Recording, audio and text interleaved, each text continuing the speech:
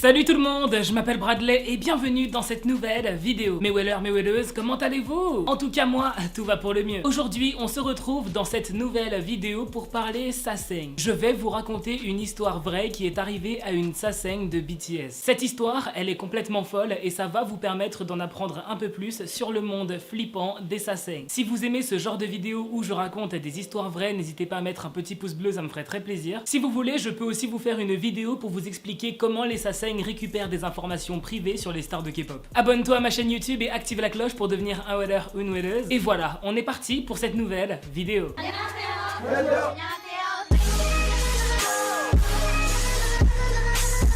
Comme je vous l'ai dit, cette histoire est arrivée à une Sasaeng de BTS et elle a tout expliqué, tout raconté sur les réseaux. Du coup, cette Sasaeng, dans l'histoire, on va l'appeler Clémentine. Voilà, c'est très bien. Clémentine, elle est totalement accro à BTS, ce qui l'a poussée malheureusement à rejoindre un groupe de Sasaeng. Donc elle rejoint le groupe, normal, elle commence à faire connaissance avec les membres de ce groupe de Sasaeng. Tout le monde était regroupé dans un chat, donc ils pouvaient parler, sûrement un chat Kakao Talk. Kakao Talk, c'est le WhatsApp coréen. Et puis un jour, il y a un membre de ce groupe de Sasaeng qui a fait un truc de fou. Ce membre, on va l'appeler Stéphanie. Voilà, Stéphanie. Me demandez pas pourquoi Stéphanie, je sais pas. Stéphanie, dans la conversation de groupe, elle a envoyé des photos exclusives de Jungkook. C'était des photos volées de Jungkook, des photos qui ne sont jamais sorties dans la presse people. Stéphanie, elle était super heureuse de leur partager ces photos super rares de Jungkook, des photos qui ont été volées, je le rappelle. Et surtout, Stéphanie, elle a dit aux autres membres du groupe, vous pouvez garder ces photos pour vous, mais surtout, vous n'avez pas le droit de partager ces photos à d'autres personnes. Elle a vraiment beaucoup insisté sur le fait que ces photos de Jungkook doivent rester privées entre eux et que personne d'autre ne doit les voir. Mais les autres membres de ce groupe de Sasaeng, ils étaient super curieux de savoir comment Stéphanie a récupéré ces photos-là. Faut savoir que les photos d'idoles qui ne sont pas sorties dans la presse, qui ne sont pas sur internet, c'est vraiment super rare. Et les autres membres du groupe, au début, ils étaient là en mode non, c'est pas possible, Stéphanie, elle a pas pu récupérer des photos volées de Jungkook. Donc ils sont allés chercher ces photos-là sur internet et ils n'ont absolument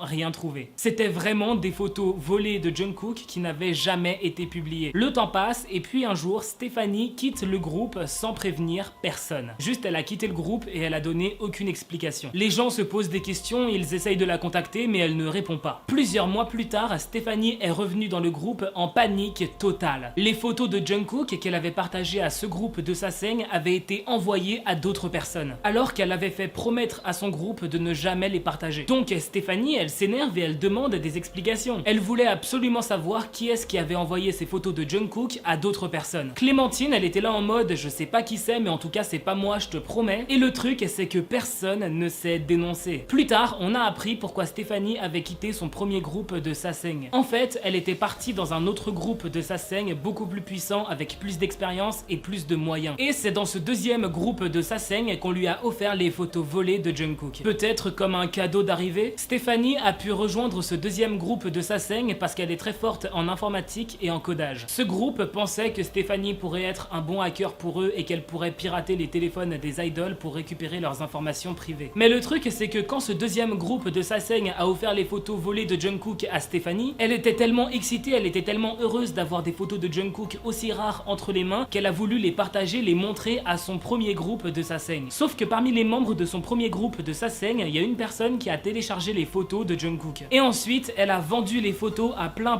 de Sasaeng qui adorent Jungkook. Ce qui fait que ces photos-là ont commencé à massivement tourner dans la sphère Sasaeng jusqu'à ce que le groupe qui a donné les photos à Stéphanie finisse par s'en rendre compte. Ils ont viré Stéphanie de leur groupe puisqu'elle les a trahis, elle avait pas le droit de partager les photos à d'autres personnes. Et ensuite, ils ont massivement harcelé Stéphanie sur les réseaux.